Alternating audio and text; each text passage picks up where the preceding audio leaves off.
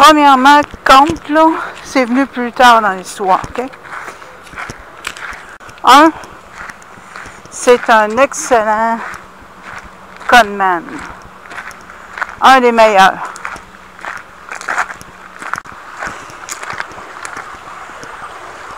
Et le pourquoi ça m'apparaît faire du sens, c'est parce que c'est soit qu'il termine en se faisant poursuivre par la police, puis il n'est pas récupéré, comme ça a été le cas par le Jacques Saint-Germain en France. La police a voulu l'appréhender, il était déjà parti. Bon, c'est soit ça, ou il y a des scénarios de suicide, comme le dernier, qui s'appelait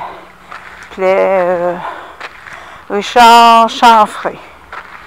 Mais justement, en parlant de Chanfray, il y a une chanson qu'il a composée qui a à voir avec le fait qu'il dit être un gigolo. Mais c'est pas le mot qu'il utilise, gigolo, c'est un autre. Je pense que c'est frimeur. Mais là, je dis ça sous toute réserve. Parce que je suis pas française. Mais si ma mémoire me sert bien, sa chanson a à voir avec lui être un frimeur. Puis, il aurait composé ça, cette chanson-là, pendant qu'il était avec Dalila. Il vivait sous ses crochets, comme il a toujours fait dans l'histoire. En fin de compte, on peut se rappeler avec l'époque de Madame Pompadour, et puis le roi Louis. Ben, encore une fois, il vivait sur les hauts crochets des personnes qui l'entouraient. Puis il est bon là-dedans. Fait qu'il a fait la même chose avec Dalila.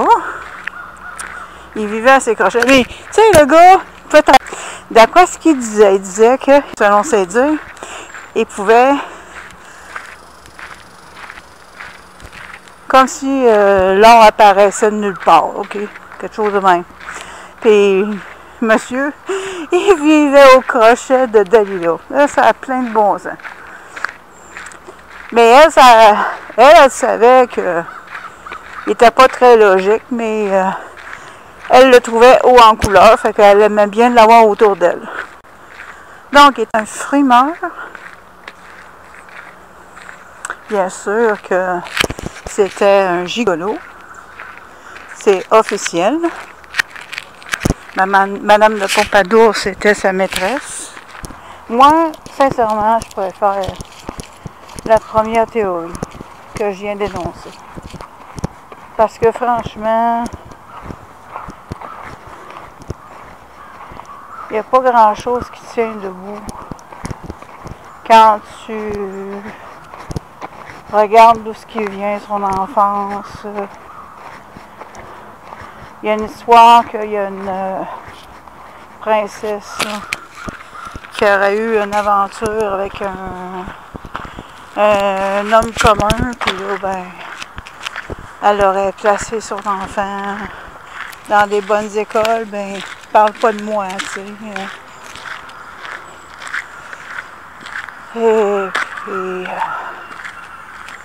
lui il disait que, ben, Richard, la dernière supposée réincarnation de lui, il disait que était né dans le coin de Transylvanie, ce qui ferait du sens parce que son vrai nom.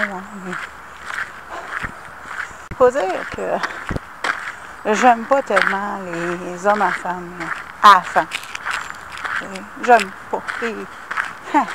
La plupart des hommes sont comme ça. Qu'ils veulent l'admettre ou pas. C'est comme ça. Fait que... ouais.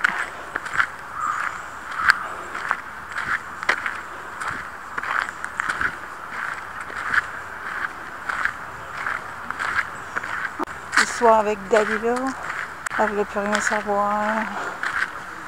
Puis là, ben, il a vécu une descente aux enfers.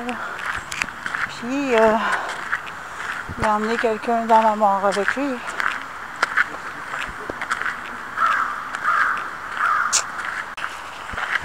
Je veux dire, les Lémuriens du Mont Shasta, de temps en temps, ils vont visiter le village, puis ils utilisent justement de l'or pour payer qu'est-ce qu'ils veulent avoir.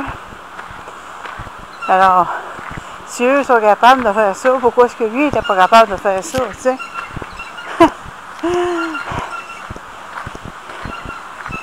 C'est de ces jours-ci que les Lémuriens sont capables de faire ça. Ils font ça une fois à l'occasion, là. Et puis ils disent pas d'avance, là. Fait que si ça marche pour eux autres, pourquoi ça n'aurait pas marché pour Richard Untel, le dernier supposé de ces réincarnations? C'est vraiment un conman, le meilleur.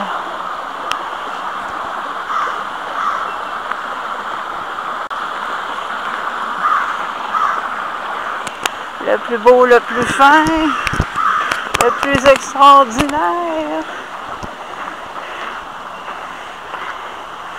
N'est-ce pas comment ils pensent qu'ils sont, les hommes? Hein? Les hommes qui se sous-estiment, c'est plutôt rare. C'est plutôt... ça afflige plutôt les femmes, n'est-ce pas?